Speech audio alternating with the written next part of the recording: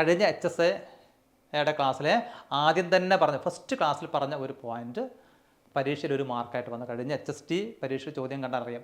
ജനകീയ പരമാധികാരത്തിൻ്റെ വക്താവ് John Locke, Thomas Hobbes, Rousseau അങ്ങനെ വന്നു. യാതൊരു സംശയവും വേണ്ട, ഈ ഭാഗത്തു നിന്ന് വരുന്ന 20 മാർക്ക് നമ്മുടെ കയ്യിലുണ്ട്. അതെവിടെയും പോവില്ല. ഈ ഭാഗത്തു നിന്ന് മാത്രമല്ല, പാർട്ട് എയിൽ 5 മാർക്ക് കൂടി നമുക്ക് ഉണ്ട്. കഴിഞ്ഞ HST പരീക്ഷയ്ക്ക് ഏതാണ്ട് 25 മാർക്ക് പൊളിറ്റിക്കൽ സയൻസിന് കിട്ടിയിട്ടുണ്ട്. പാർട്ട് എയിലും കിട്ടിയിട്ടുണ്ട് 5 മാർക്ക്, ഇവിടെയും കിട്ടും. കൂടെ നിങ്ങൾ വരികയാണെങ്കിൽ ഈ 25 മാർക്ക് നിങ്ങൾക്ക് ഉള്ളതാണ്. വെറുതെ പറയുന്നതല്ല. കഴിഞ്ഞ പരീക്ഷയിൽ എൻ്റെ കൂടെ എൻ്റെ ഒപ്പമുണ്ടായിരുന്ന പലരും ഇപ്പോൾ എൻ്റെ കൂടെ ഉണ്ട്. അതിൽ പലരും പല ജില്ലകളിലെയും റാങ്ക് ലിസ്റ്റിൽ ഉള്ളവർ കൂടിയാണ്. അതുകൊണ്ട് തന്നെ വളരെ സധൈര്യം പറയുന്നു, കൂടെ വരിക. 20 മാർക്ക് ഈ വിഷയത്തിൽ നമ്മുടേതാണ്.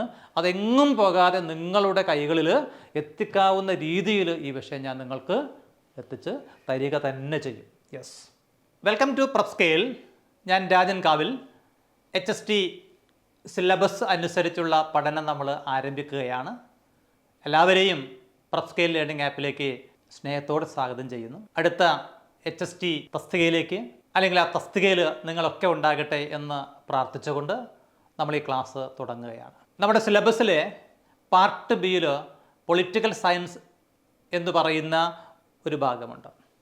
മൊഡ്യൂൾ 5ഉം 6ഉം പൊളിറ്റിക്കൽ സയൻസ് ആയി ബന്ധപ്പെട്ട മൊഡ്യൂളാണ്. ആ മൊഡ്യൂളിലെ ഫസ്റ്റ് ടോപ്പിക്കാണ് meaning, importance and approaches to the study of political science. ആ ഭാഗമാണ് നമ്മൾ പഠിക്കുന്നത്. ഇവിടെ നമ്മൾ UPSC പരീക്ഷയിൽ നിന്ന് വ്യത്യസ്തമായി കുറച്ചുകൂടി ആഴത്തിലും പരപ്പിലുമുള്ള പഠനം നമുക്ക് അത്യാവശ്യമാണ്. കുറച്ച് ഗഹനമായി നമ്മൾ പഠിക്കേണ്ടിയിരിക്കുന്നു.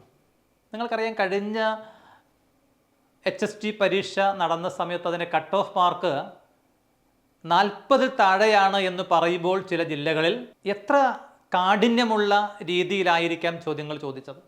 ഇക്കണോമിക്സും ഹിസ്റ്ററിയും ജോഗ്രഫിയും അതുപോലെ തന്നെ പൊളിറ്റിക്കൽ സയൻസ് എന്ന് പറയുന്ന 4 വിഷയങ്ങൾ ഡിഗ്രി തലത്തിൽ പഠിക്കേണ്ട സിലബസുകളെല്ലാം തന്നെ ഉൾപ്പെടുത്തിക്കൊണ്ടുള്ള ഒരു വലിയ സിലബസാണ് നമ്മുടെ മുന്നിലുള്ളത്. അതുകൊണ്ട് തന്നെയാണ് നോട്ടിഫിക്കേഷൻ വരുന്നതിന് മുമ്പ് തന്നെ നമ്മൾ പഠിച്ചു തുടങ്ങുന്നത്. നോട്ടിഫിക്കേഷൻ വന്നിട്ട് പഠിക്കാമെന്ന് വിചാരിച്ചാൽ ഇതെവിടെയും എത്തില്ല.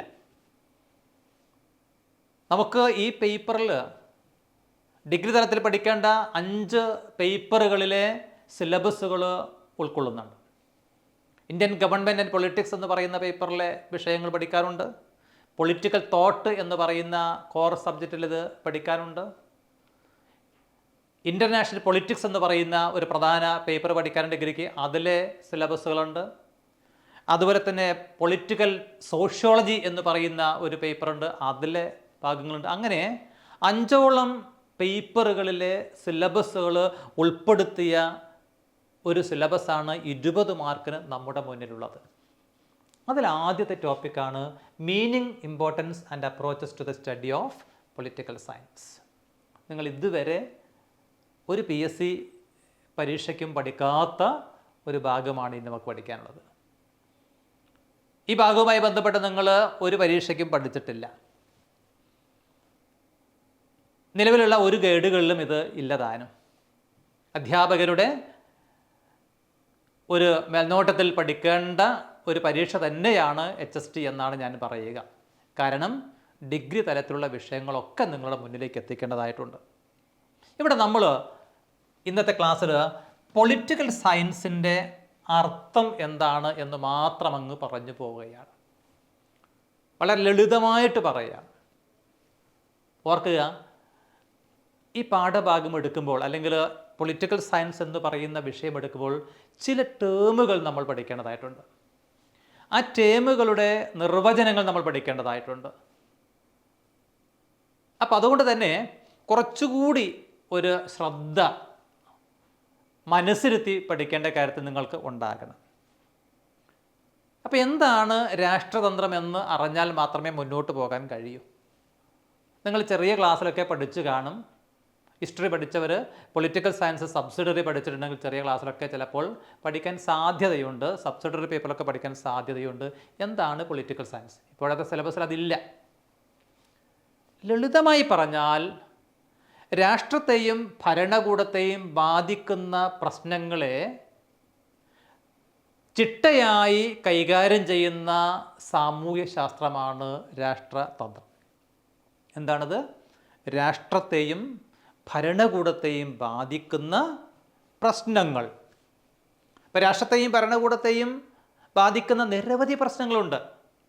ആ പ്രശ്നങ്ങളെ ചിട്ടയോടുകൂടി ശാസ്ത്രീയമായി കൈകാര്യം ചെയ്യുന്ന പാഠ്യവിഷയത്തെയാണ്, അല്ലെങ്കിൽ വിജ്ഞാന ശാഖയെ ആണ് നമ്മൾ എന്ത് പറയുക? രാഷ്ട്രതന്ത്ര ശാസ്ത്രം എന്ന് പറയുക. ഇതിന് മറ്റൊരു പേര് കൂടിയുണ്ട്, രാഷ്ട്രമീമാംസ. എന്തുകൂടി പറയാം? രാഷ്ട്രമീമാംസ. അപ്പോൾ നമുക്ക് മനസ്സിലായി എന്താണ് രാഷ്ട്രതന്ത്രം എന്ന് പറഞ്ഞാൽ, രാഷ്ട്രം, ഭരണകൂടം എന്നിവയെ വിശകലന വിധേയമാക്കുന്ന സാമൂഹ്യ വിജ്ഞാനീയത്തിന് പറയുന്ന പേരാണ് രാഷ്ട്രതന്ത്രം. അപ്പോൾ ഒരു കാര്യം വ്യക്തമായി, സാമൂഹ്യ ശാസ്ത്ര പഠനത്തിൻ്റെ ഒരു ഭാഗമാണ് രാഷ്ട്രതന്ത്രം. It is a part of social science. ഇപ്പം സാമൂഹ്യശാസ്ത്ര പഠനത്തിൻ്റെ ഒരു ഭാഗം എന്ന നിലയ്ക്ക് രാഷ്ട്രം, ഭരണകൂടം എന്നിവയെ വിശകലന വിധേയമാക്കുന്ന ഒരു സ്വതന്ത്ര പാഠ്യ പദ്ധതിയാണ് എന്ത്? രാഷ്ട്രതന്ത്ര ശാസ്ത്രമെന്ന് പറയാം. അപ്പോൾ രാഷ്ട്രമാണ് ഈ പഠനത്തിൻ്റെ കേന്ദ്രബിന്ദു. State is the nucleus of our study, or state is the main theme of our study. നമ്മുടെ പഠനത്തിൻ്റെ കേന്ദ്രബിന്ദു ആരാണ്? രാഷ്ട്രമാണ്. രാഷ്ട്രതന്ത്ര പഠനത്തിൻ്റെ കേന്ദ്രബിന്ദു എന്ന് കാണാം. കേന്ദ്രബിന്ദു ആരാണ്? രാഷ്ട്രം. അപ്പം ഞാൻ പറഞ്ഞു ഇതൊരു സാമൂഹ്യ ശാസ്ത്ര പഠനത്തിൻ്റെ ഭാഗമാണ്. എന്താണ് സാമൂഹ്യ ശാസ്ത്രം എന്ന് പറഞ്ഞാൽ? വളരെ ചുരുക്കി പറയുകയാണെങ്കിൽ, സാമൂഹ്യ ജീവിയായ മനുഷ്യൻ്റെ വിവിധങ്ങളായ വ്യവഹാരങ്ങളെ കൈകാര്യം ചെയ്യുന്ന ഏതൊരു പഠനവും എന്താണ്? സാമൂഹ്യ ശാസ്ത്രമാണ്. സാമൂഹ്യ ജീവിയായ മനുഷ്യൻ്റെ സാമൂഹ്യ ചുറ്റുപാടുകളെക്കുറിച്ച് വിശകലന വിധേയമാക്കുന്ന എല്ലാ പഠനവും എന്താണ്? സാമൂഹ്യ ശാസ്ത്രമാണ്. ഉദാഹരണം, ചരിത്രം ഒരു സാമൂഹ്യ ശാസ്ത്രമാണ്. സാമ്പത്തിക ശാസ്ത്രം സാമൂഹ്യ ശാസ്ത്രമാണ്. നരവംശാസ്ത്രം, ജോഗ്രഫി, അല്ലേ, ജൂറിസ്പ്രുഡൻസ്, ആന്ത്രോപോളജി, ഇതെല്ലാം തന്നെ എന്താണ്? മനഃശാസ്ത്രമൊക്കെ എന്താണ്? സാമൂഹ്യ ശാസ്ത്രമാണ് എന്ന് നമുക്ക് കാണാം. അപ്പോൾ മനുഷ്യനും അവൻ്റെ സാമൂഹ്യ ചുറ്റുപാടുകളുമാണ് എല്ലാ സാമൂഹ്യ വിജ്ഞാനീയങ്ങളുടെയും പ്രതിപാദ്യ വിഷയം.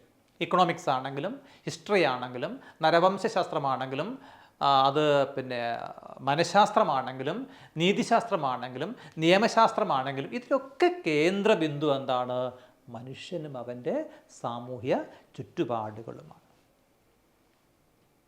ഇപ്പം സമൂഹം എന്ന് പറയുന്ന ഒരു കാര്യം അവിടെ വരുന്നല്ലേ. അപ്പം മനുഷ്യരുടെ സാമൂഹികമായ ജന്മവാസനയുടെ ഫലമായി രൂപം കൊള്ളുന്ന ഒരു സ്ഥാപനമാണെന്ത്? സമൂഹം. സാമൂഹ്യ ജീവിയായ മനുഷ്യൻ എന്നൊക്കെ നിങ്ങൾ കേട്ട് കാണും. മനുഷ്യൻ ആരാണ്? സാമൂഹ്യ ജീവിയാണ്, അല്ലേ? Man is A social animal. ആരാണ് അങ്ങനെ പറഞ്ഞത്? പ്രസിദ്ധ ഗ്രീക്ക് ചിന്തകനായ അരിസ്റ്റോട്ടിൽ പറഞ്ഞ കാര്യമാണ്, അല്ലേ? മനുഷ്യൻ ആരാണ്? ഒരു സാമൂഹ്യ ജീവിയാണ്. സമൂഹത്തിൽ നിന്ന് വേർപെട്ട് മനുഷ്യന് ഒരു ജീവിതം അസാധ്യമാണ്. അസാധ്യമാണ്, അചിന്തനീയമാണ്. It is unimaginable. അല്ല, ഒരു സോളിറ്ററി ലൈഫ് നമുക്കെന്താണ്? ചിന്തിക്കാനേ കഴിയില്ല. ഒരു ലോൺലി ലൈഫ് എന്താണ്? നമുക്ക് ചിന്തിക്കാൻ കഴിയില്ല. സമൂഹത്തിൽ നിന്ന് വേർപെട്ട് ഒരു അസ്തിത്വം നമുക്കില്ല, അല്ലേ? മനുഷ്യനെന്താണ്? അവൻ്റെ സഹജവാസനയാണ് സാമൂഹികമായ ചുറ്റുപാടുകളിലുമായി സമരസപ്പെട്ടു പോവുക എന്നുള്ളത്. അപ്പം മനുഷ്യൻ ആരാണ്? ഒരു സാമൂഹ്യ ജീവിയാണ്. ആ സാമൂഹ്യ ജീവിയായ മനുഷ്യൻ്റെ ചുറ്റുപാടുകളെക്കുറിച്ചുള്ള, അല്ലേ, സാമൂഹികമായ എന്താണ്? അവൻ്റെ ജന്മവാസനയുടെ ഫലമായി രൂപം കൊള്ളുന്ന ഒരു സ്ഥാപനമാണെന്ത്? സമൂഹം എന്ന് പറഞ്ഞാൽ. അപ്പം ഇവിടെ നമുക്ക് ഒരു ടേം കിട്ടി. സമൂഹം എന്നാൽ എന്ത് ചോദിക്കാം. സമൂഹം നോക്കൂ, UPST പരീക്ഷയിൽ കുടുംബവുമായി ബന്ധപ്പെട്ട പ്രസ്താവന ചോദിച്ചു അല്ലേ. നമ്മൾ തിയറി പഠിക്കുന്നത് കൊണ്ട് തന്നെ ഇവിടെ നമ്മൾ പ്രസ്താവനകളിലൂടെയാണ് ചോദ്യങ്ങൾ പ്രതീക്ഷിക്കേണ്ടത്. ഇവിടെ നമുക്ക് ഒബ്ജക്റ്റീവ് ടൈപ്പ് ക്വസ്റ്റ്യൻ വരാൻ സാധ്യത വളരെ കുറവാണ്. പ്രസ്താവന ടൈപ്പ് ചോദ്യമാണ്. അപ്പോൾ ഓരോ കോൺസെപ്റ്റുകളും നമ്മൾ വളരെ നന്നായി പഠിച്ചു പോകണം. അപ്പോൾ ഇവിടെ സമൂഹം, നിങ്ങൾ UPST പരീക്ഷയ്ക്ക് തയ്യാറെടുക്കുന്ന സമയത്ത് നിങ്ങൾ പ്രൈമറി ക്ലാസ്സിലെ പാഠപുസ്തകത്തിലൂടെ പോയ സമയത്ത് TH ഗ്രീൻ ഇതിന് കൊടുത്ത ഒരു നിർവചനം കണ്ടു കാണുമല്ലോ. TH ഗ്രീൻ ആരാണ്? TH ഗ്രീൻ, തോമസ് അല്ലേ, TH ഗ്രീൻ. അദ്ദേഹം കൊടുത്ത ഒരു നിർവചനമുണ്ട്. ആർക്കെങ്കിലും ഓർമ്മയുണ്ടോ?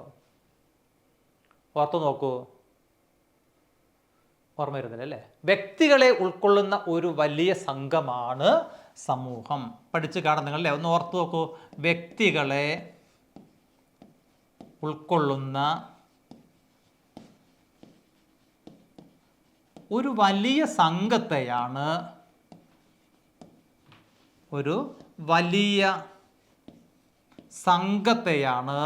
സമൂഹം എന്ന് പറയുക. ഒരു നിർവചനം കിട്ടിയേ, പഠിക്കണം കേട്ടോ, മനസ്സിരുത്തി പഠിച്ചോളൂ. വ്യക്തികളെ ഉൾക്കൊള്ളുന്ന ഒരു വലിയ സംഘത്തെ സമൂഹമെന്ന് പറയാം. ഇതിന് കുറച്ചുകൂടി നമ്മൾ വിശാലമായി പറയുകയാണെങ്കിൽ ഒരു കൂട്ടം ആളുകൾ, സൊസൈറ്റി എന്താണ്? Society is a community of persons or society is a group of persons living interdependently and trying to solve their common problems by collective endeavours. നോക്കൂ, കൂട്ടായ പരിശ്രമത്തിലൂടെ പൊതുവായ പ്രശ്നങ്ങൾ പരിഹരിക്കുന്നതിന് വേണ്ടി ഒരു കൂട്ടം ആളുകൾ സംഘം ചേരുന്നതിനെയാണ് നമ്മൾ എന്തു പറയുക? സമൂഹം എന്ന് പറയുക. അപ്പോൾ ഒരു കൂട്ടം ആളുകൾ അല്ലേ, എങ്ങനെയുള്ള ഒരു കൂട്ടം ആളുകൾ? പരസ്പര ആശ്രയത്തോടെ ജീവിക്കുന്ന ഒരു കൂട്ടം ആളുകൾ. നോക്കൂ, അതിൻ്റെ പ്രത്യേകതയിലേക്ക് വരുന്നു. സമൂഹത്തിന് എന്ത് വേണം? ഒരു കൂട്ടം ആളുകൾ വേണം, നമ്പർ ഓഫ് പേഴ്സൺസ് വേണം. അപ്പോൾ number of persons are essential ingredient of a society. ഒരു കൂട്ടം ആളുകൾ അവരെങ്ങനെയാണ് ജീവിക്കുന്നത്? പരസ്പരം ആശ്രയിച്ചുകൊണ്ട്.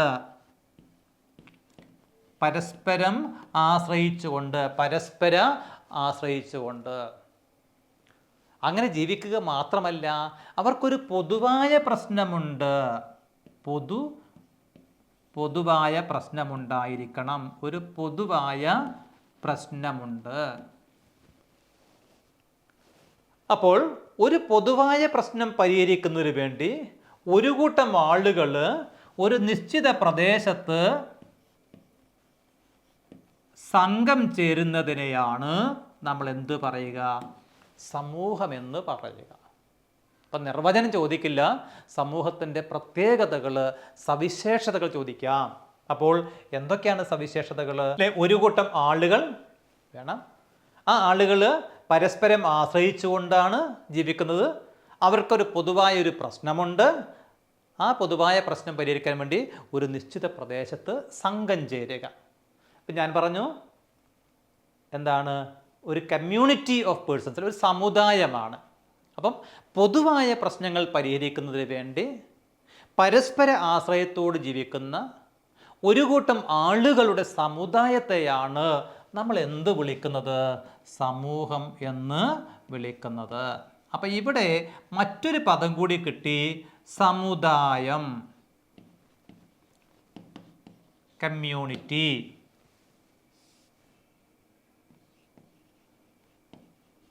കമ്മ്യൂണിറ്റി ഇത് നിങ്ങൾ പഠിച്ചതാണല്ലോ, ഒന്ന് ഓർത്ത് നോക്കിയേ. UPST പരീക്ഷയ്ക്ക് പഠിച്ചതാണ് കമ്മ്യൂണിറ്റി. നിങ്ങൾ ഓർത്ത് വരുന്നുണ്ടോ? നാം ഒരു നിശ്ചിത പ്രദേശത്ത് നാം ഒന്നാണ് എന്ന വികാരത്തോടെ ജീവിക്കുന്ന ആളുകളുടെ കൂട്ടത്തെ സമൂഹം എന്ന് വിളിക്കുന്നു. പഠിച്ചതല്ലേ? ഒരു നിശ്ചിത പ്രദേശത്ത് അല്ലേ, ഒരു ഡെഫിനിറ്റ് പീസ് ഓഫ് ലാൻഡിൽ, ഒരു ഡെഫിനിറ്റ് പോർഷൻ ഓഫ് ടെറിട്ടറിയിൽ, ഒരു നിശ്ചിത പ്രദേശത്ത് നാം ഒന്നാണെന്ന വികാരത്തോടെ, നമ്മൾ ഒന്നാണ് എന്ന വികാരത്തോടെ ജീവിക്കുന്ന ആളുകളുടെ കൂട്ടത്തെയാണ് നമ്മൾ എന്ത് വിളിക്കുക? സമുദായം എന്ന് വിളിക്കുക. ഇപ്പം സമുദായം എന്താണെന്ന് മനസ്സിലായല്ലോ, സമൂഹം എന്താണെന്ന് മനസ്സിലായി, സമുദായവും മനസ്സിലായി. സമുദായം എന്താണ്? ഒരു നിശ്ചിതമായ പ്രദേശത്ത് നാം ഒന്നാണ് എന്ന വികാരത്തോടെ ജീവിക്കുന്ന ആളുകളുടെ കൂട്ടത്തെയാണ് നമ്മൾ എന്ത് വിളിക്കുക? സമുദായം എന്ന് വിളിക്കുക. അപ്പോൾ ഇവിടെ സംശയം വന്നു, സമൂഹവും സമുദായവും ഒന്നു തന്നെ അല്ലേ? ഇത് രണ്ടും ഒന്ന് തന്നെ അല്ലേ എന്ന ചോദ്യം വരാം. കാരണം രണ്ടിലും നിശ്ചിതമായ ഭൂപ്രദേശം വേണം, അല്ലേ? പരസ്പരം ആശ്രയിച്ച് ജീവിക്കുന്നവരാണ് ഇവരൊക്കെ. രണ്ടും തമ്മിൽ വ്യത്യാസമുണ്ട്. നമ്മൾ സാധാരണ ഒരേ അർത്ഥത്തിൽ ഉപയോഗിക്കുന്ന വാക്കാണ് സൊസൈറ്റിയും അതുപോലെ തന്നെ കമ്മ്യൂണിറ്റിയും. ബോത്ത് ആർ എന്താണ്? ഡിഫറൻറ്റ്. രണ്ടും എന്താണ്? ഡിഫറൻ്റ് ആണ്. സമുദായം എന്ന് പറഞ്ഞാൽ താരതമ്യേന ചെറിയ ഒരു യൂണിറ്റാണ്. സമൂഹവുമായി തുലനം ചെയ്യുമ്പോൾ സമുദായം എന്താണ്? ചെറിയ ഒരു യൂണിറ്റാണ്. നമുക്കത് മനസ്സിലാക്കട്ടെ, എങ്ങനെയാണെന്ന് പറഞ്ഞുതരാം. രണ്ടും ഒന്നല്ല, വ്യത്യസ്തമാണ്. സമൂഹവുമായി തുലനം ചെയ്യുമ്പോൾ സമുദായം എങ്ങനെയാണ്? ചെറിയ യൂണിറ്റ് ആണ്. അതുമാത്രമല്ല, സമൂഹത്തിൽ നിന്നും വ്യത്യാസമായി ഇവിടെ ആത്മബന്ധം കൂടുതലാണ്. ആത്മബന്ധം കൂടുതൽ ഉണ്ടാകും. അംഗങ്ങൾ തമ്മിലുള്ള അടുപ്പം കൂടുതലാണ്. നോക്കൂ, സമുദായം, ഒരു സമൂഹം. നിങ്ങളുടെ ഗ്രാമം എടുക്കൂ, അല്ലേ? ആ ഗ്രാമം, അവിടെ ഒരു കൂട്ടം ആളുകളുണ്ട്. നിങ്ങളുടെ വാർഡ് എടുത്തോളൂ, ആ വാർഡിൽ ഒരു കൂട്ടം ആളുകളുണ്ട്. ആ ആളുകൾ പരസ്പരം ആശ്രയിച്ചാണ് ജീവിക്കുന്നത്. പൊതുവായ പ്രശ്നം അവിടെയുണ്ട്, കൂട്ടായ പരിശ്രമമുണ്ട്. അപ്പം അത് സമൂഹമാണ്. ആ സമൂഹത്തിൽ വിവിധങ്ങളായ സമുദായങ്ങളുണ്ട്, അല്ലേ? ഫുട്ബോൾ കളി താല്പര്യമുള്ള ഒരു കൂട്ടം ആളുകളുണ്ട്, അവരെ നമുക്ക് കമ്മ്യൂണിറ്റി ആക്കി മാറ്റാം. ക്രിക്കറ്റ് കളിക്കാൻ താല്പര്യമുള്ളവർ ഒരു പ്രത്യേക കമ്മ്യൂണിറ്റിയാണ് അവിടെ, അതിലെല്ലാവരും ഉണ്ടാകാം. ഇനി മതപരമായി നോക്കുകയാണെങ്കിൽ ഹിന്ദു കമ്മ്യൂണിറ്റി ഉണ്ട്, മുസ്ലിം കമ്മ്യൂണിറ്റി ഉണ്ട്, ക്രൈസ്തവ സമുദായമുണ്ട്.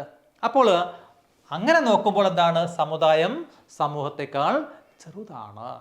അതുമാത്രമല്ല, അവർക്കിടയിൽ എന്താണ്? ശക്തമായ ആത്മബന്ധവുമുണ്ട്. ഒരു സമൂഹത്തെക്കാൾ കൂടുതൽ ശക്തമായ ആത്മബന്ധം എവിടെയുണ്ട്? സമുദായത്തിലുണ്ട് എന്ന് കാണാം. ക്ലിയർ ആയോ? അപ്പോൾ സമൂഹവും സമുദായവും രണ്ടും രണ്ടാണ്. ഇനി ഇവിടെയും സമുദായത്തിൻ്റെ പ്രത്യേകതകൾ ചോദിക്കാം. സമുദായത്തിൻ്റെ പ്രത്യേകതകൾ എന്തൊക്കെയാണ് പറയുക? ഒരു നിശ്ചിത പ്രദേശത്തെ താമസം. ഒരു നിശ്ചിത പ്രദേശത്തെ താമസം. ഒരു നിശ്ചിത പ്രദേശത്തെ താമസം. നോക്കൂ, ഇത്രയൊക്കെ ലളിതമായി പറയണോ എന്ന് തോന്നിപ്പോകും. നമ്മൾ ലളിതമായി പഠിച്ചിട്ട് സിമ്പിൾ ടു കോംപ്ലക്സ് എന്നല്ലേ നമ്മൾ പറയല്ലേ? ലളിതമായി പഠിക്കുക. പലപ്പോഴും പരീക്ഷ ഹാളിൽ നമ്മുടെ മാർക്ക് പോകുന്നത് എന്തുകൊണ്ടാണെന്നറിയാമോ? ലളിതം എന്ന് തോന്നുന്ന കാര്യങ്ങൾ നമ്മളങ്ങ് വിട്ടേക്കും. അതൊക്കെ സിമ്പിളല്ലേ, കുടുംബം ഞാനെന്ത് നോക്കാനാ, ചെറിയ പാഠമല്ലേ, അല്ലേ? നോക്കിയിരുന്നെങ്കിൽ ഒരു മാർക്ക് കിട്ടുമായിരുന്നു, അല്ലേ? ചിലർക്കെല്ലാം എന്താണ് വളരെ സാമ്യമുള്ള ഉത്തരം കണ്ടപ്പോൾ ഒരു മാർക്ക് പോയവർ സങ്കടപ്പെടുകയാണ്. 5ാം ക്ലാസ്സിലെ പാഠഭാഗം കുടുംബം നോക്കിയിരുന്നെങ്കിൽ ഒരു മാർക്ക് ചിലപ്പോഴെന്തായിരിക്കും ലിസ്റ്റിൽ എവിടെ കിടന്നേരെ നമ്മൾ, അല്ലേ? 0.33 കൊണ്ട് റാങ്ക് ലിസ്റ്റിൽ നിന്ന് ഔട്ടായി പോയ ആളുകളുണ്ട്. ലിസ്റ്റിൽ വന്ന മുഴുവൻ പേർക്കും LP സ്കൂൾ തസ്തികയിൽ ജോലി കിട്ടിയ സമയത്ത് 0.33 മാർക്ക് കൊണ്ട് ലിസ്റ്റിൽ നിന്ന് ഔട്ടായ സങ്കടം കൊണ്ട്, ഒരു നെഗറ്റീവ് കൊണ്ടെന്താണ് ഒരു ജോലിയാണ് പോയത്. അപ്പോൾ വളരെ ലളിതമായി പഠിക്കുക. ഒന്നും അറിയില്ല, I know one thing, I know nothing. ഒന്നും അറിയില്ല എന്നുള്ള അറിവാണ് ഏറ്റവും വലിയ അറിവ്. പൊളിറ്റിക്കൽ സയൻസ് അറിയുന്നവർ ഇത് വേഗം കേട്ടു പോവുക, അറിയാത്തവർ ഓരോന്നും കേട്ട് നോട്ട് കുറിച്ചെടുത്ത് പോവുക. അപ്പോൾ ഒരു നിശ്ചിത പ്രദേശത്തെ താമസമാണ് ഒരു പ്രധാനപ്പെട്ടത്. മറ്റൊന്ന്, ഇവിടെയും എന്തുണ്ട്? കൂട്ടായ പ്രവർത്തനം. കൂട്ടായ പ്രവർത്തനം. നോക്കൂ, പ്രസ്താവന ടൈപ്പ് ചോദ്യങ്ങൾ വരും. സമുദായവുമായി താഴെ പറയുന്നവയിൽ തന്നിരിക്കുന്നവയിൽ സമുദായവുമായി ബന്ധപ്പെട്ട പ്രസ്താവനകൾ തിരിച്ചറിയുക. ഒരു പ്രസ്താവന, ഒരു നിശ്ചിത പ്രദേശത്തെ താമസം. മറ്റൊന്ന് കൂട്ടായ പ്രവർത്തനം. മറ്റൊന്ന് അവിടെ ഞാൻ പറഞ്ഞ സുദൃഢമായ ആത്മബന്ധം. സുദൃഢമായ ആത്മബന്ധമുണ്ടായിരിക്കും. സുദൃഢമായ ആത്മബന്ധം. മൂന്നാമത്തെ പോയിന്റ്. ഇനി അവിടെ ഒരു സമാനമായ സാംസ്കാരിക മൂല്യമുണ്ടായിരിക്കും. സമാനമായ സാംസ്കാരിക മൂല്യങ്ങൾ. These are the important features of A community. ഒരു കമ്മ്യൂണിറ്റിയുടെ പ്രധാനപ്പെട്ട ഫീച്ചേഴ്സാണ് നമ്മൾ ഈ പറഞ്ഞ 4 കാര്യങ്ങൾ. PPT ബോധപൂർവ്വം ഒഴിവാക്കിയതാണ്, നമുക്ക് ബോർഡിൽ എഴുതി തന്നെ പഠിച്ചു പോകാം കേട്ടോ. അപ്പോൾ സമുദായത്തിൻ്റെ പ്രത്യേകതകൾ. സമുദായം മനസ്സിലാക്കുക. സമൂഹവുമായി താരതമ്യപ്പെടുത്തുമ്പോൾ സമുദായം വളരെ ചെറിയൊരു യൂണിറ്റാണ്. സമൂഹവുമായി താരതമ്യം ചെയ്യുമ്പോൾ, തുലനം ചെയ്യുമ്പോൾ സമുദായം എന്താണ്? സമുദായത്തിൽ ആത്മബന്ധം കൂടുതലാണ്. അപ്പം നമ്മളിന്ന് 2 ടേം പഠിച്ചേ. എന്തൊക്കെ പഠിച്ചു നമ്മൾ? എന്താണ് സമൂഹം, എന്താണ് സമുദായം എന്ന് കണ്ടു, എന്താണ് സമൂഹം എന്ന് കണ്ടു. ഇനി നമ്മളിവിടെ ഓർത്തിരിക്കേണ്ട മറ്റൊരു പ്രധാനപ്പെട്ട ടേമാണ് സമാജം. ഓരോ ടേം അങ്ങ് പഠിച്ചു പോവുക കേട്ടോ. ആ ടേമൊക്കെ നമ്മൾ മനസ്സിരുത്തി പഠിച്ചു പോവുക. സമാജവുമായി ബന്ധപ്പെട്ട് നിങ്ങൾ ചെറിയ ക്ലാസ്സിലെ പാഠപുസ്തകത്തിൽ ബൊഗാഡസ് എന്ന് പറയുന്ന ഒരു സോഷ്യോളജിസ്റ്റിൻ്റെ പേര് കേട്ട് കാണും. ബൊഗാർഡസ്. അദ്ദേഹം പറഞ്ഞ ഒരു നിർവചനമുണ്ട്. നിർവചനങ്ങൾ അങ്ങനെ പഠിക്കണം കേട്ടോ. ഇത് ആര് ചോദിച്ചു എന്നൊക്കെ ചോദിക്കും. എന്താണ് സമാജം? സമാജം ഇംഗ്ലീഷിൽ അസോസിയേഷൻ എന്നാണ് പറയുക. സംഘടന, അസോസിയേഷൻ എന്ന് പറയാം. നോക്കൂ, ചില ലക്ഷ്യങ്ങൾ നേടുന്നതിന് വേണ്ടി ജനങ്ങൾ സംഘം ചേരുന്നതിനെയാണ് സംഘടന എന്ന് പറയുക. ഇങ്ങനെ പറഞ്ഞത് ആരാണ്? ബൊഗാഡസ്. അതൊന്ന് പഠിച്ചു വെച്ചോളൂ. ചില ലക്ഷ്യങ്ങൾ നേടുന്നതിന് വേണ്ടി ജനങ്ങൾ ഒന്നിച്ച് പ്രവർത്തിക്കുന്നതിനെയാണ്, ചില ലക്ഷ്യങ്ങൾ നേടുന്നതിന് വേണ്ടി ജനങ്ങൾ ഒന്നിച്ച് പ്രവർത്തിക്കുന്നതിനെ സമാജം എന്ന് പറയുന്നു. അങ്ങനെ പറഞ്ഞതാരാണ്? ബൊഗാഡസ്. അപ്പം ബൊഗാഡസിൻ്റെ അഭിപ്രായത്തിൽ association is a group of people who have certain things in common. ഒരു പൊതുവായ ലക്ഷ്യത്തിന് വേണ്ടി ജനങ്ങൾ ഒന്നിക്കുന്നതിനെയാണ്, സംഘം ചേരുന്നതിനെയാണ് സംഘടന എന്ന് പറയുക. അപ്പം എന്തൊക്കെ ടേം കിട്ടി? സമൂഹം എന്താണെന്ന് പഠിച്ചു, സമുദായം എന്താണെന്ന് പഠിച്ചു അല്ലേ, സമൂഹം എന്താണെന്ന് പഠിച്ചു, സമുദായം എന്താണെന്ന് നമ്മൾ പഠിച്ചു, സമാജം എന്താണ് എന്ന് പഠിച്ചു. ഇനി ഒരു ടേം കൂടി ഇവിടെ പഠിച്ചാൽ നമുക്ക് ക്ലാസ്സിലേക്ക് പോകാം. ആ ടേം സാമൂഹീകരണം എന്നാണ്. 2012 HSA പരീക്ഷയ്ക്ക് വന്ന ഒരു ചോദ്യം കൂടിയാണിത്. സാമൂഹീകരണം ഇംഗ്ലീഷിൽ സോഷ്യലൈസേഷൻ എന്ന് പറയും. സോഷ്യലൈസേഷൻ എന്താ പറയുക? സോഷ്യലൈസേഷൻ, പൊളിറ്റിക്കൽ സോഷ്യലൈസേഷൻ നമ്മുടെ സിലബസ് പഠിക്കാനുണ്ട് കേട്ടോ.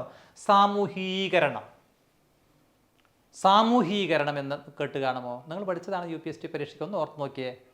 അടുത്ത ആഴ്ച LPST പരീക്ഷയ്ക്ക് നിങ്ങൾ എഴുതേണ്ടതാണല്ലോ, എഴുതേണ്ടവരുണ്ടെങ്കിൽ. സോറി, നിങ്ങൾക്ക് ഉണ്ടാവില്ലല്ലോ. യെസ്, സാമൂഹീകരണം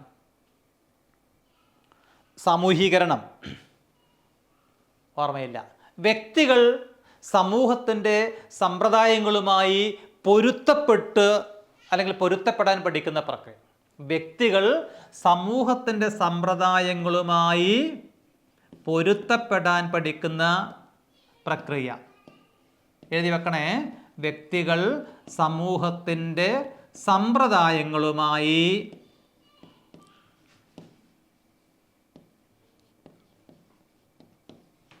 പൊരുത്തപ്പെടാൻ പഠിക്കുന്ന പ്രക്രിയ.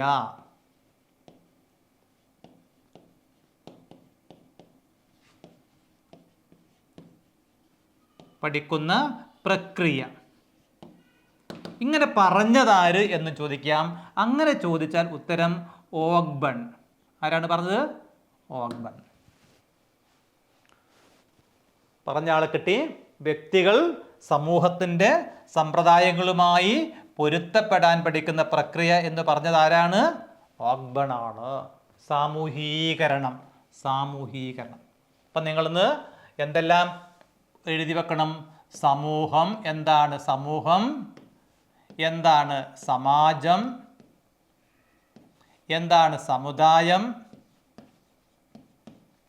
എന്താണ് സാമൂഹീകരണം? ഈ 4 ടേംസ് നമ്മൾ പഠിച്ചു അല്ലേ? സമൂഹം എന്താണ്? സമൂഹം എന്താണ്? സമൂഹം സാമൂഹ്യ ബന്ധങ്ങളുടെ ആകെത്തുകയാണ് എന്നൊക്കെ വേണമെങ്കിൽ പറയാം. വ്യക്തികളെ ഉൾക്കൊള്ളുന്ന ഒരു വലിയ എന്താണ്? വ്യക്തികളെ ഉൾക്കൊള്ളുന്ന ഒരു വലിയ സംഘം അല്ലേ? വ്യക്തികളെ ഉൾക്കൊള്ളുന്ന ഒരു വലിയ സംഘം. ആര് പറഞ്ഞു? അതുകൂടെ അങ്ങ് ഓർക്കണം. ഗ്രീൻ പറഞ്ഞു അല്ലേ? വ്യക്തികളെ ഉൾക്കൊള്ളുന്ന ഒരു വലിയ സംഘം. സമാജം. എന്താണ് സമാജം? നോക്കൂ, എന്താണ് സമാജം? പൊതുവായ ലക്ഷ്യങ്ങൾക്ക് വേണ്ടി ജനങ്ങൾ സംഘം ചേരുന്നത് എന്നെയാണെന്ന് പറയുക. ഒരു നിശ്ചിത പ്രദേശത്ത് അല്ലേ? പൊതുവായ ലക്ഷ്യങ്ങൾക്ക് വേണ്ടി സംഘടനയ്ക്ക് എന്ത് വേണ്ട? സമാജത്തിന് ഒരു നിശ്ചിത പ്രദേശം വേണം. സമാജത്തിന് ഒരു നിശ്ചിത പ്രദേശത്തിൻ്റെ ആവശ്യമില്ല. പ്രദേശമില്ലാതെയും സമാജത്തിന് നിലനിൽക്കാൻ കഴിയും. ഓർക്കുക. അപ്പോൾ പിന്നെ സമാജം എന്ന് പറഞ്ഞാൽ എന്താണ്? പൊതുവായ ലക്ഷ്യത്തിന് വേണ്ടി നിലകൊള്ളുന്ന അല്ലെ? നിലകൊള്ളുക അല്ലെ? പൊതുവായ ലക്ഷ്യത്തിന് വേണ്ടി നിലകൊള്ളുക. സമുദായം എന്താണ്? നാം ഒന്നാണ് എന്ന വികാരത്തോടെ ജീവിക്കുന്ന ഒരു കൂട്ടം ആളുകൾ. ഒരു നിശ്ചിത ഭൂപ്രദേശത്ത് നാം ഒന്നാണ് എന്ന വികാരത്തോടെ ജീവിക്കുന്ന ആളുകളുടെ കൂട്ടം. സാമൂഹീകരണം എന്താണ്? വ്യക്തികൾ സമൂഹത്തിൻ്റെ സമ്പ്രദായങ്ങളുമായി, നമ്മുടെ സമൂഹത്തിന് ഒരുപാട് സമ്പ്രദായങ്ങളുണ്ട്, അതുമായി പൊരുത്തപ്പെടാൻ പഠിക്കുന്ന പ്രക്രിയയ്ക്കാണ് നമ്മൾ എന്ത് പറയുക? സാമൂഹീകരണം എന്ന് പറയുക. നോക്കൂ, ഇത്തരം ടേംസുകൾ പഠിച്ചുകൊണ്ട് നമുക്ക് അങ്ങോട്ട് പോകണം. ഇങ്ങനെ ഓരോ ടേംസ്, അതിന് നിർവചനങ്ങൾ, അങ്ങനെ പയ്യെ പയ്യെ പഠിച്ച് നമുക്കത് ചെയ്യാം. ഈ സിലബസുകൾ നന്നായി പഠിച്ചു പോകാം. യാതൊരു സംശയവും വേണ്ട. ഈ ഭാഗത്തു നിന്ന് വരുന്ന 20 മാർക്ക് നമ്മുടെ കയ്യിലുണ്ട്. അതെവിടെയും പോവില്ല. ഈ ഭാഗത്തു നിന്ന് മാത്രമല്ല, പാർട്ട് എയിൽ 5 മാർക്ക് കൂടി നമുക്ക് ഉണ്ട്. കഴിഞ്ഞ HST പരീക്ഷയ്ക്ക് ഏതാണ്ട് 25 മാർക്ക് പൊളിറ്റിക്കൽ സയൻസിന് കിട്ടിയിട്ടുണ്ട്. പാർട്ട് എയിലും കിട്ടിയിട്ടുണ്ട് 5 മാർക്ക്, ഇവിടെയും കിട്ടും. കൂടെ നിങ്ങൾ വരികയാണെങ്കിൽ ഈ 25 മാർക്ക് നിങ്ങൾക്ക് ഉള്ളതാണ്. വെറുതെ പറയുന്നതല്ല.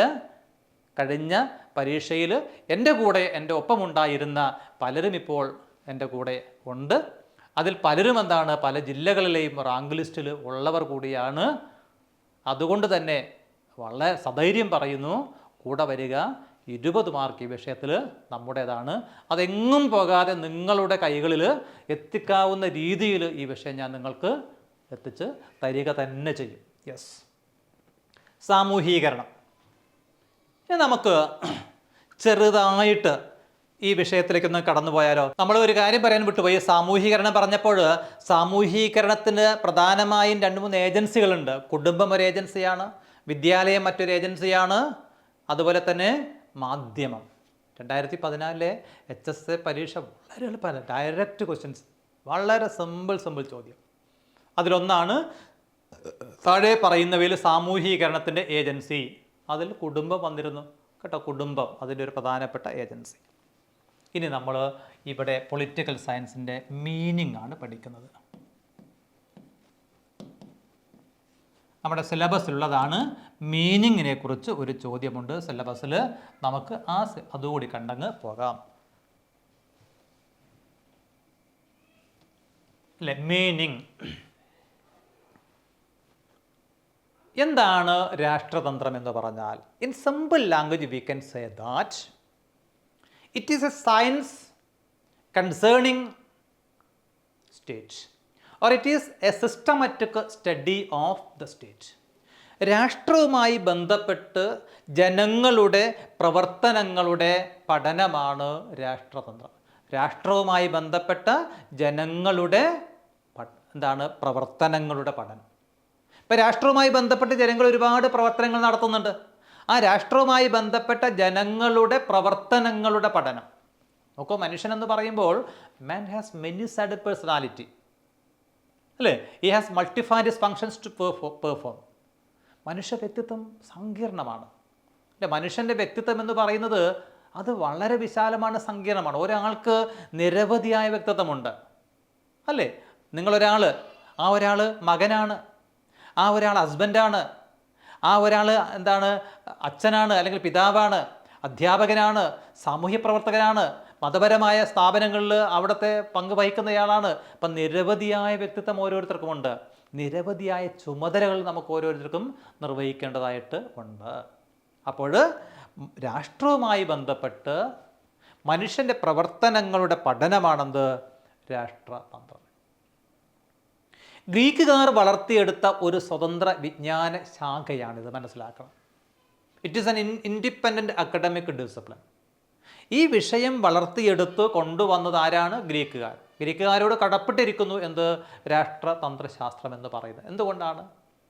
പൗരാണിക കാലത്ത് ഈ പഠനം ദൈവശാസ്ത്ര പഠനത്തിൻ്റെ ഭാഗമാണ്. നീതിശാസ്ത്ര പഠനത്തിൻ്റെയും സോഷ്യോളജിയുടെയും ഒക്കെ ഭാഗമായി പഠിച്ചു പോരുന്ന ഒരു വിഷയമായിരുന്നു പൊളിറ്റിക്കൽ സയൻസ്. ആ വിഷയത്തെ അതിൽ നിന്ന് അടർത്തി മാറ്റിയിട്ട് ഒരു സ്വതന്ത്ര വിഷയമാക്കി മാറ്റിയത് ഗ്രീക്കുകാരാണ്. അപ്പം ഗ്രീക്കുകാർ വികസിപ്പിച്ചെടുത്ത ഒരു സ്വതന്ത്ര വിജ്ഞാന ശാഖയാണ് രാഷ്ട്രതന്ത്രമെന്ന് പറയാം. അതല്ലെങ്കിൽ പോളിസുകളുടെ പ്രവർത്തനം നിങ്ങൾ കേട്ടുകാണും. പോളിസ് എന്താണ്? പോളിസ് എന്ന് പറഞ്ഞാൽ ഗ്രീക്ക് ഭാഷയാണ് പോളിസ് എന്ന് പറയുന്നത്. പോളിസ്, പോളിസ് അർത്ഥം നഗരരാഷ്ട്രം എന്നാണ്. നഗരരാഷ്ട്രം. അതായത് പോളിസുകളുടെ പ്രവർത്തനം എന്ന നിലയിലാണ് അരിസ്റ്റോട്ടിലും പ്ലാറ്റോയും പൊളിറ്റിക്സിനെ വ്യാഖ്യാനിച്ചത്. പോളിസ് നഗരരാഷ്ട്രത്തിൻ്റെ പ്രവർത്തനങ്ങളെയാണ് പൊളിറ്റിക്സ് എന്ന രീതിയിൽ ആരൊക്കെ വ്യാഖ്യാനിക്കാൻ ശ്രമിച്ചത്? അരിസ്റ്റോട്ടിലും പ്ലാറ്റോയും. അരിസ്റ്റോട്ടിലിൻ്റെ അഭിപ്രായത്തിൽ പോളിസുകളുടെ അല്ലെങ്കിൽ പോളിസിൻ്റെ ശാസ്ത്രമാണ് പൊളിറ്റിക്സ്. പോളിസിൻ്റെ ശാസ്ത്രം. അരിസ്റ്റോട്ടിലിൻ്റെ അഭിപ്രായത്തിൽ എന്താണ്? പോളിസിൻ്റെ, പോളിസി അല്ലേ, പോളിസ്, പോളിസിൻ്റെ ശാസ്ത്രം. ഇംഗ്ലീഷിൽ പോളിസ്, POLIS. പോളിസിൻ്റെ ശാസ്ത്രമാണ് രാഷ്ട്രതന്ത്ര ശാസ്ത്രം. പോളിസ് എന്താണ്? നഗരരാഷ്ട്രത്തിൻ്റെ ശാസ്ത്രമാണ് രാഷ്ട്രതന്ത്ര ശാസ്ത്രം. അദ്ദേഹം പറഞ്ഞു ഇതിന് കുറച്ചുകൂടി അദ്ദേഹം വിശാലമായി പറയുമ്പോൾ അദ്ദേഹം പറഞ്ഞു? നഗരരാഷ്ട്രത്തിൻ്റെ ശാസ്ത്രം മാത്രമല്ല, ഇത് എന്താണ്? ശ്രേഷ്ഠ ശാസ്ത്രം എന്നുകൂടി ഇതിനെ അദ്ദേഹം വിശേഷിപ്പിച്ചു. എന്താണ്? ശ്രേഷ്ഠ ശാസ്ത്രം. അപ്പം ചോദ്യം വരാം, രാഷ്ട്രതന്ത്രത്തെ ശ്രേഷ്ഠ ശാസ്ത്രം എന്ന് വിശേഷിപ്പിച്ചത് ആരാണ്? ആരാണ്? അരിസ്റ്റോട്ടിൽ.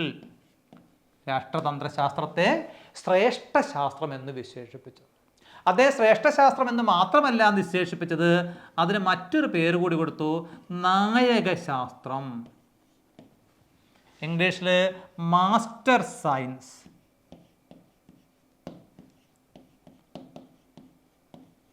അപ്പൊ പൊളിറ്റിക്കൽ സയൻസിനെ ശ്രേഷ്ഠശാസ്ത്രം അഥവാ നായകശാസ്ത്രം എന്ന് വിശേഷിപ്പിച്ചത് ആരാണ്?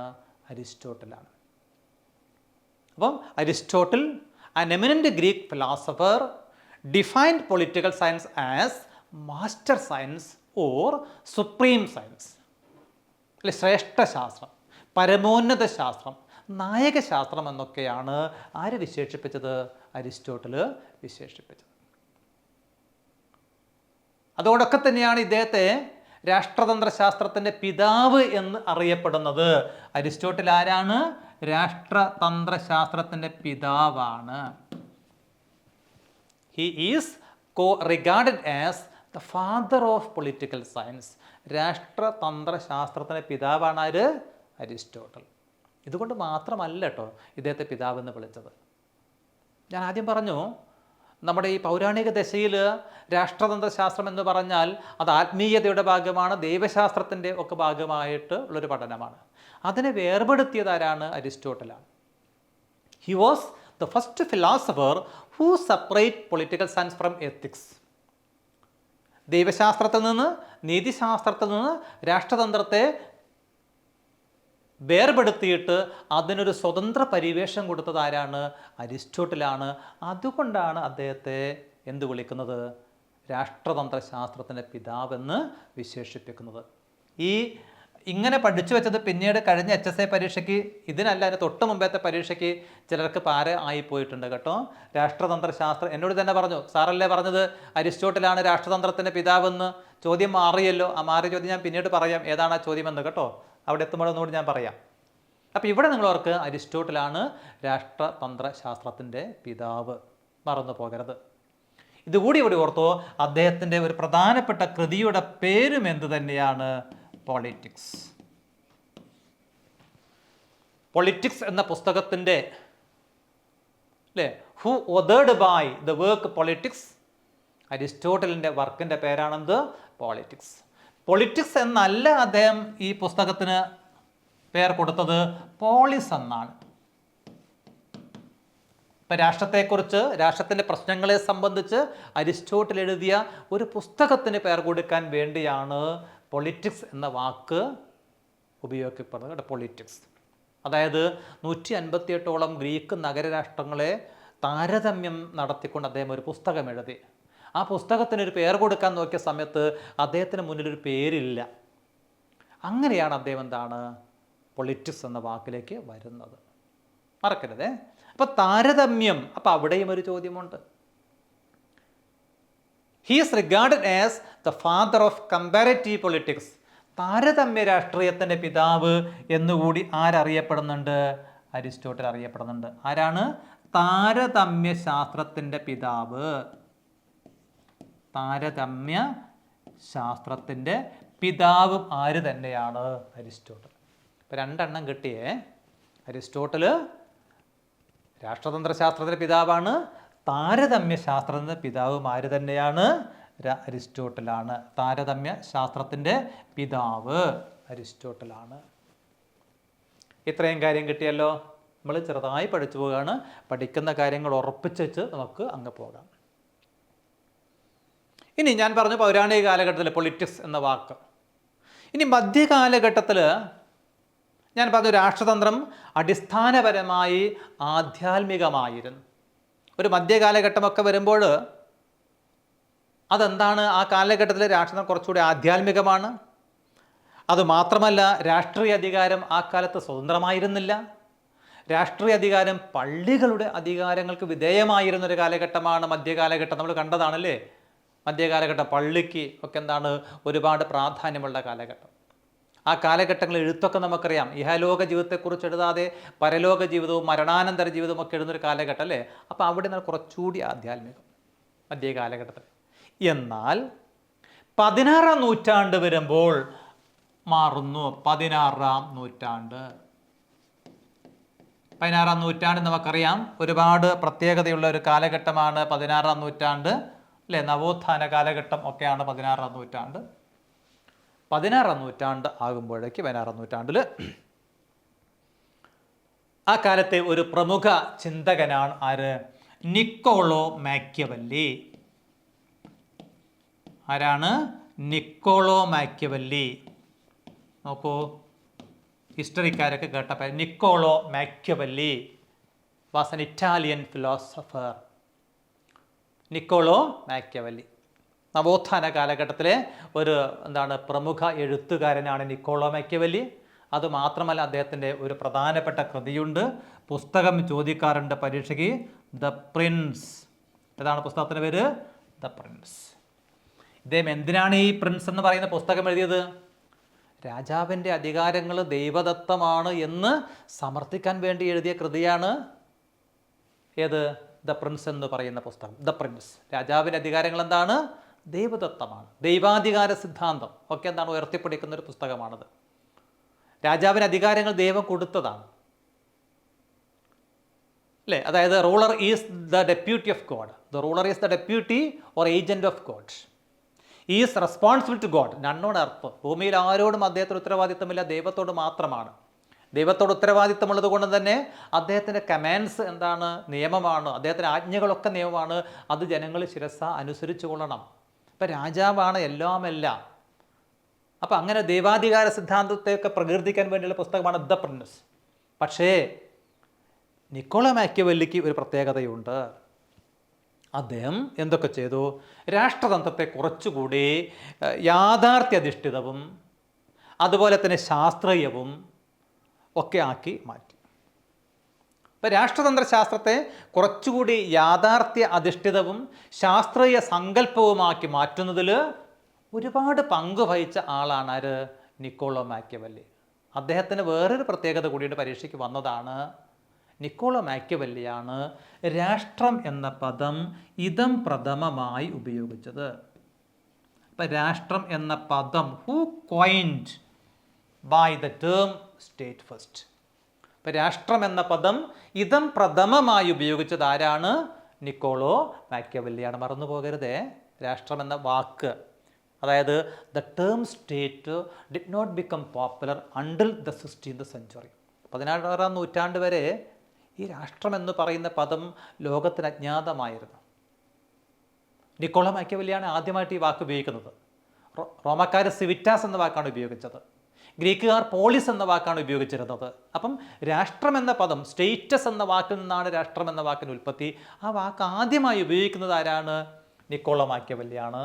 അദ്ദേഹമാണ് ഈ രാഷ്ട്രതന്ത്ര പഠനത്തെ, ശാസ്ത്രത്തെ കുറച്ചുകൂടി എന്താക്കി മാറ്റിയത്? ഒരു രാജ്യകാര്യ സംബന്ധിയും യാഥാർത്ഥ്യധിഷ്ഠിതവും മതപരവും ശാസ്ത്രീയവുമാക്കി മാറ്റുന്നതിൽ നിസ്തുലമായ പങ്കുവഹിച്ച ഒരു ചിന്തകനാണ്, സ്കോളറാണ് Niccolo Machiavelli. That is why he was regarded as the father of modern political science. നോക്കൂ, അന്ന് വന്ന ചോദ്യം ഇതാണ്: ആധുനിക രാഷ്ട്രതന്ത്ര ശാസ്ത്രത്തിൻ്റെ പിതാവ്.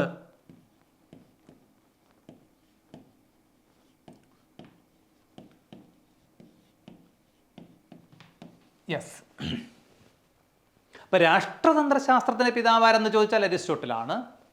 താരതമ്യ രാഷ്ട്രീയത്തിൻ്റെ പിതാവാരാണ്? അരിസ്റ്റോട്ടിലാണ്. എന്നാൽ ആധുനിക രാഷ്ട്രതന്ത്ര ശാസ്ത്രത്തിൻ്റെ പിതാവാര്? ആധുനിക രാഷ്ട്രതന്ത്ര ശാസ്ത്രത്തിൻ്റെ പിതാവാരാണ്? നിക്കോളോ മാക്കിയവെല്ലിയാണ്, 16ാം നൂറ്റാണ്ടിൽ. ഇത്രയും കാര്യം കിട്ടിയോ? നമ്മൾ വളരെ ലളിതമായി പറഞ്ഞു പോവുകയാണ്.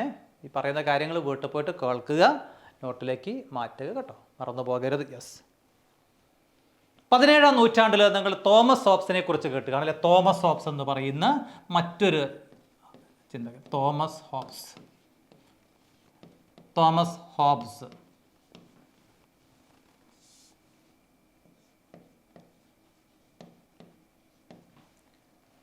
ഹോബ്സ് സാമൂഹ്യ കരാർ സിദ്ധാന്തത്തിൻ്റെ വ്യാഖ്യാതാവാണ് കേട്ടോ. സോഷ്യൽ കോൺട്രാക്ട് തിയറിയുടെ ഒരു പ്രചാരകൻ കൂടിയാണ് ആര്? Thomas hobs.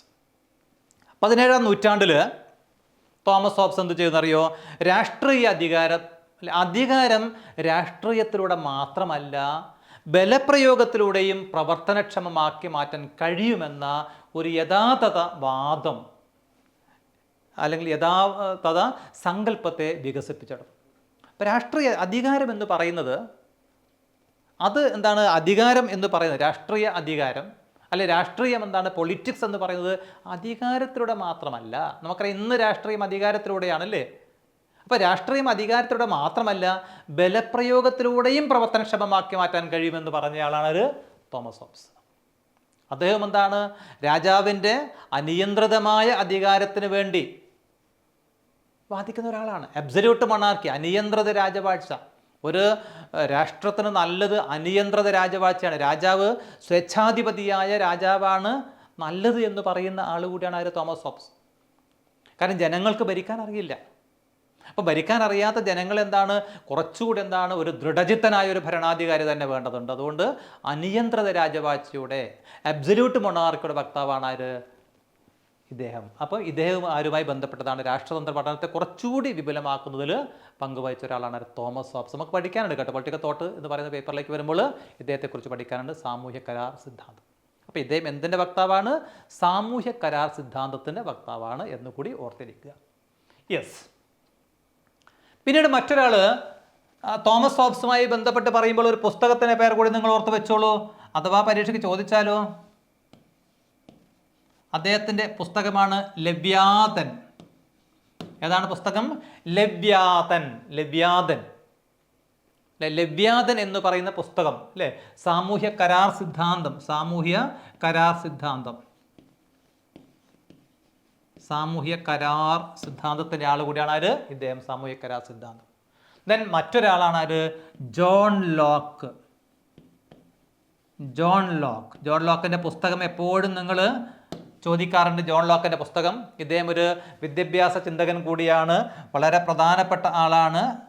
നമ്മൾ ആ രീതിയിൽ നമ്മൾ ഇദ്ദേഹത്തിൻ്റെ കാണേണ്ടതാണ് ജോൺ ലോക്കിനെ. അദ്ദേഹത്തിൻ്റെ പുസ്തകം കൂടി നിങ്ങൾ അവിടെ ഓർത്ത് വെച്ചോളൂ, പരീക്ഷയ്ക്ക് വന്നുകൂടാകില്ല. ടു ട്രീറ്റൈസ് ഓൺ ഗവൺമെൻറ് എന്ന് പറയുന്ന പുസ്തകം എഴുതിയ ആളാണ് അത് ജോൺ ലോക്ക്. ജോൺ ലോക്ക് സാമൂഹ്യ കരാർ സിദ്ധാന്തവാദിയൊക്കെ തന്നെയാണെങ്കിൽ പോലും അദ്ദേഹം എന്താണ്? അധികാരം നിയമാനുസൃതമാണെങ്കിലും അതിന് ചില നിയന്ത്രണങ്ങളാവാം. അധികാരം എന്താണ്? നിയമാനുസൃതമാണ്, പക്ഷെ അതിനെന്ത് വേണം? നിയന്ത്രണമാവാം. ഇദ്ദേഹം ലിമിറ്റഡ് മൊണാർക്കിയുടെ, അതായത് ഗ്ലോറിയസ് റവല്യൂഷൻ കഴിഞ്ഞതിന് ശേഷമൊക്കെ അല്ലേ, അതെന്താണ് പിന്നീട് വരുന്ന സംഭവം ഉണ്ടല്ലോ, അതായത് പിന്നെ ഭരണഘടനാധിഷ്ഠിതമായ ഒരു രാജവാഴ്ചയിലേക്ക് വന്നല്ലോ ഇംഗ്ലണ്ട് അല്ലേ, മഹത്തായ വിപ്ലവത്തിന് ശേഷം. അതിൻ്റെ ആളാണ്, ലിമിറ്റഡ് മൊണാർക്കിയുടെ ആളാണ്. അദ്ദേഹത്തിൻ്റെ ഒരു സിദ്ധാന്തം തന്നെ എന്താണ്? പിന്നെ പരിമിതമായ രാജവാഴ്ച, ലിമിറ്റഡ് മൊണാർക്കി. രാജാവിൻ്റെ അധികാരങ്ങൾ ഒരു ഭരണഘടന, രാജാവിൻ്റെ അധികാരങ്ങൾ ഭരണഘടനയാൽ നിയന്ത്രിക്കപ്പെടണം എന്ന് പറയുന്ന ആളാണ് ജോൺ ലോക്ക്. നേരെ മറിച്ച് തോമസ് ഹോബ്സ് എന്താണ്? രാജാവിൻ്റെ അധികാരങ്ങൾ അനിയന്ത്രിതമാണ്, അതിനെ ചോദ്യം ചെയ്യാൻ കഴിയില്ല എന്നൊക്കെ പറയുന്ന സിദ്ധാന്തമാണ് ആരുടേത്? സാമൂഹ്യ കരാറാണെങ്കിലും തോമസ് ഹോബ്സ്. പക്ഷെ ഇദ്ദേഹം എന്താണ്? അധികാരത്തിൻ്റെ വിവേചനരഹിതമായ പ്രയോഗത്തെ ചെറുത്തുക. ഒരധികാരമുണ്ടെന്ന് കരുതി അത് വിവേചനരഹിതമായി പ്രയോഗിക്കാനുള്ളതല്ല. അപ്പോൾ അദ്ദേഹം എന്തു കൊണ്ടുവന്നു? അധികാരത്തിൻ്റെ ഭരണഘടനാധിഷ്ഠിതമായ സ്ഥാപനവൽക്കരണം കൊണ്ടുവന്നയാളാണ്. അങ്ങനെ ഒരു ചോദ്യം വരാം. അധികാരത്തിൻ്റെ ഭരണഘടനാപരമായ സ്ഥാപനവൽക്കരണം എന്ന് പറയുന്ന ആശയത്തിൻ്റെ വക്താവ്. അധികാരത്തിൻ്റെ ഭരണഘടനാധിഷ്ഠിതമായ സ്ഥാപനവൽക്കരണം, അങ്ങനെയൊക്കെ ചോദിച്ചു കളയേ. കഴിഞ്ഞ പരീക്ഷയ്ക്ക് അങ്ങനെയൊക്കെ ചോദിച്ചിട്ടുണ്ട്. അധികാരത്തിൻ്റെ ഭരണഘടനാപരമായ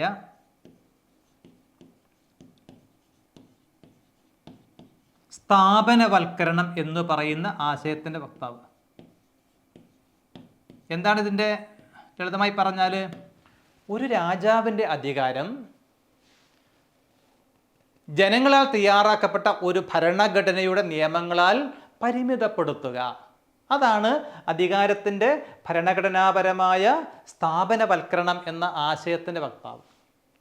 ഇപ്പോൾ രാഷ്ട്രതന്ത്രം എന്ന് പറയുന്ന ആശയത്തെ കുറച്ചുകൂടി വിപുലമാക്കുന്നതിൽ ഇദ്ദേഹവും വഹിച്ച പങ്ക് വളരെ പ്രധാനപ്പെട്ടതാണ്. ഇനി മറ്റൊരു ചിന്തകനെ നമ്മൾ ഓർക്കേണ്ടത് ആരാണെന്നറിയോ? മറ്റൊരാൾ, നമ്മൾ വളരെ പ്രധാനപ്പെട്ട ഒരു ചിന്തകൻ ആരാണ്? റൂസോ. റൂസോയും നമ്മൾ ഓർക്കേണ്ട ഒരാളാണ് ജീൻ ജാക്കസ് റൂസോ. അദ്ദേഹം ഒരു വിദ്യാഭ്യാസ വിചക്ഷണനാണ്. നമുക്ക് അദ്ദേഹത്തെക്കുറിച്ച് വീണ്ടും നന്നായി പഠിക്കാനുണ്ട്. കുറച്ചുകൂടി വരുമ്പോൾ ജനകീയ പരമാധികാരം എന്ന ആശയം ജനങ്ങളിലേക്ക് കൊണ്ടുവന്നു. ജനകീയ പരമാധികാരം നോക്കൂ, കഴിഞ്ഞ HSA പരീക്ഷയിലെ ഒരു ചോദ്യമായിരുന്നു ഇത്. ആരാണ് ജനകീയ ആദ്യത്തെ ക്ലാസ്സിൽ, ഫസ്റ്റ് ക്ലാസ്സിൽ ഞാൻ പറഞ്ഞ കാര്യമാണത്. കഴിഞ്ഞ HSAയുടെ ക്ലാസ്സിലെ ആദ്യം തന്നെ ഫസ്റ്റ് ക്ലാസ്സിൽ പറഞ്ഞ ഒരു പോയിന്റ് പരീക്ഷയിൽ ഒരു മാർക്കായിട്ട് വന്നു. കഴിഞ്ഞ HST പരീക്ഷ ചോദ്യം കണ്ടാൽ അറിയാം. ജനകീയ പരമാധികാരത്തിൻ്റെ വക്താവ് John Locke, Thomas Hobbes, Rousseau അങ്ങനെ വന്നു. ജനകീയ പരമാധികാരം എന്ന് കേൾക്കുമ്പോൾ നമുക്ക് ഓർമ്മ വരികയാരുടെ റൂസോ ആണ്. അത് മാത്രമല്ല 1789 ഫ്രഞ്ച് വിപ്ലവത്തിൽ അത് എന്താക്കി? പ്രായോഗികമാക്കി മാറ്റി അല്ലേ? അപ്പോൾ ഇതൊക്കെ ശരിക്കും 18ാം നൂറ്റാണ്ടിൽ രാഷ്ട്രതന്ത്രത്തെ പ്രയോഗത്തിൽ കൊണ്ടുവരുന്നതിൽ പങ്കുവഹിച്ച ചിന്തകൻ ആരാണ്? റൂസോ. 19ാം നൂറ്റാണ്ടൊക്കെ ആകുമ്പോഴേക്ക് രാഷ്ട്രീയം എന്ന് പറയുന്നത് ഒരു യൂണിവേഴ്സലായി മാറി. Politics is A universal and ever present activity. രാഷ്ട്രീയം ഒരു സാർവലൗകികവും സാർവകാലികവുമായ ഒരു പ്രതിഭാസമായി മാറി 19ാം നൂറ്റാണ്ടോടുകൂടി. ഇപ്പോൾ രാഷ്ട്രീയം ഇന്ന് എല്ലാവരുടെയും ബിസിനസ്സാണ്. Politics is everybody's business. നിങ്ങൾക്ക് രാഷ്ട്രീയത്തെ താല്പര്യമില്ല എങ്കിൽ നിങ്ങളെക്കാൾ കഴിവ് കുറഞ്ഞ ആൾ നിങ്ങളെ ഭരിക്കും. പഠിച്ചതാണല്ലേ? നമുക്ക് രാഷ്ട്രീയത്തിൽ താല്പര്യമില്ലെങ്കിൽ എന്താണ് സംഭവിക്കുക? നമ്മേക്കാൾ കഴിവ് കുറഞ്ഞവർ നമ്മെ ഭരിക്കാൻ വരും. പ്ലേറ്റോ പറഞ്ഞതാണല്ലേ? നമുക്ക് പഠിക്കാനുണ്ടത്. അപ്പോൾ രാഷ്ട്രീയം എന്താണിന്ന്? രാഷ്ട്രീയം എല്ലാവരുടെയും ബിസിനസ്സാണ്. Politics is everybody's business. നമുക്കങ്ങനെ ഒഴിവാക്കാൻ പറ്റിയ ഒരു വിഷയമല്ല രാഷ്ട്രീയം. It is everybody's business. അപ്പോൾ കൂടുതലായി കാര്യങ്ങൾ ഇന്നത്തെ ക്ലാസ്സിൽ നമ്മൾ പറയുന്നില്ല. ഈ കാര്യങ്ങൾ എല്ലാവരും എന്താണ് കേൾക്കുക, കേട്ടിട്ട് എന്താണ് പുസ്തകത്തിലേക്ക് കുറിച്ച് വെക്കുക. അടുത്ത ക്ലാസ്സിൽ നമുക്ക് രാഷ്ട്രതന്ത്രത്തിൻ്റെ മീനിങ് എന്താണ് എന്ന് നോക്കണം. എന്താണ് രാഷ്ട്രതന്ത്രത്തിൻ്റെ മീനിങ്? രാഷ്ട്രതന്ത്രത്തിൻ്റെ അർത്ഥം എന്ന് പറയുമ്പോൾ അതിന് പരമ്പരാഗതമായ കാഴ്ചപ്പാടുണ്ട്, ആധുനിക കാഴ്ചപ്പാടുണ്ട്. രാഷ്ട്രതന്ത്രത്തിൻ്റെ അർത്ഥം നമുക്കറിയാം. സാമൂഹ്യ ശാസ്ത്രങ്ങളുടെ നിർവചനത്തിൻ്റെ കാര്യത്തിൽ ചിന്തകന്മാർക്കിടയിൽ എന്തില്ല? ഒരു ഐകരൂപ്യമില്ല. Thinkers are not agree regarding the definitions of അല്ലെങ്കിൽ definitions nature of social sciences. ഒരു സാമൂഹ്യശാസ്ത്ര നിർവചനം, പൊളിറ്റിക്കൽ സയൻസിന് ഒരുപാട് നിർവചനങ്ങൾ, എത്ര ചിന്തകന്മാരുണ്ടോ അത്രയും നിർവചനങ്ങൾ വന്നിട്ടുണ്ട്. ഇക്കണോമിക്സിനെ കുറിച്ചും പല പല നിർവചനങ്ങളുണ്ടല്ലേ. അപ്പം രാഷ്ട്രതന്ത്രശാസ്ത്രത്തിന് നിർവചനമാണ് നമ്മൾ അടുത്ത ക്ലാസ്സിൽ പഠിപ്പിക്കുക. അപ്പോൾ നിങ്ങൾ അതുമായി തയ്യാറെടുത്ത് വരിക. എല്ലാവരും ക്ലാസ്സുകൾ കേൾക്കുക. കേട്ടാൽ മാത്രം പോരാ, അത് കുറിച്ച് തന്നെ വെക്കണം. അതൊരു പേപ്പറിലേക്ക്, നോട്ട് പുസ്തകത്തിലേക്ക് കുറിച്ച് വെക്കുക. നിങ്ങൾ നിർബന്ധമായിട്ടും 4 നോട്ട്ബുക്കുകൾ തുടങ്ങുക. Political science, economics, history, geography. കഴിഞ്ഞ പരീക്ഷയ്ക്ക് നിങ്ങൾ നോട്ട് ബുക്ക് ഉണ്ടാക്കിയവരാണ്. അതെല്ലാം കീറിയെറിയുക. അതിന് വേണ്ട നമുക്ക് കേട്ടോ. കഴിഞ്ഞ പരീക്ഷയുടെ നോട്ടുകളൊന്നും എടുത്താരും വെക്കണ്ട. പുതിയ നോട്ടുകൾ തയ്യാറാക്കുക. UPSC പരീക്ഷയ്ക്ക് തയ്യാറാക്കിയ നോട്ടുകൾ നമുക്കിനി വേണ്ട. നിങ്ങൾ ഈ സിലബസ് വെച്ച് നോട്ടുകൾ തയ്യാറാക്കുക. ഓരോ ദിവസവും പുതിയ നോട്ടുകൾ തയ്യാറാക്കുക. എന്നിട്ട് പഠിക്കുക. അവിടെ എന്താണ് കൂട്ടിച്ചേർക്കേണ്ട കാര്യങ്ങൾ പത്രത്തിലൂടെ മറ്റ് അധിക വായനയിലൂടെ കിട്ടുമ്പോൾ അതവിടെ കൂട്ടിച്ചേർക്കുക. അങ്ങനെയാണെങ്കിൽ വിജയം നിങ്ങൾക്ക് ഒപ്പമുണ്ട്. എല്ലാവർക്കും നന്നായി പഠിക്കാനുള്ള ഒരു മനസ്സ് പരീക്ഷ തീരുന്നത് വരെ ഉണ്ടാകട്ടെ എന്ന് ഒരിക്കൽ കൂടി പറഞ്ഞുകൊണ്ട് ഇന്നത്തെ ക്ലാസ് ഇവിടെ നിർത്തുന്നു. എല്ലാവർക്കും നന്ദി, നമസ്കാരം.